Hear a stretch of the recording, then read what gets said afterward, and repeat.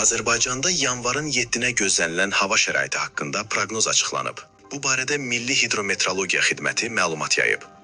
Bildirilib ki, Bakıda və Abşeron yarımadasında hava şəraitinin dəyişkən buludlu olacağı, ara bir tutulacağı, əsasən yağmursuz keçəcəyi gözlənilir. Gecə və səhər bəzi yerlərdə zəif duman olacaq.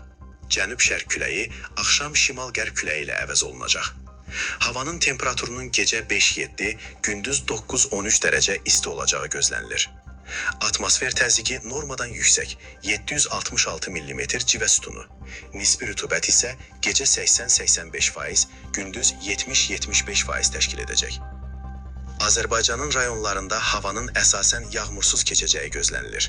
Bəzi yerlərdə ara bir duman olacaq. Mülayim qərb küləyi əsəcək. Havanın temperaturu gecə 1 dərəcə şaxtadan 4 dərəcəyədək isti, gündüz 12-17 dərəcə isti, dağlarda gecə 2-7 dərəcə şaxta, gündüz 7-12 dərəcə isti olacaq.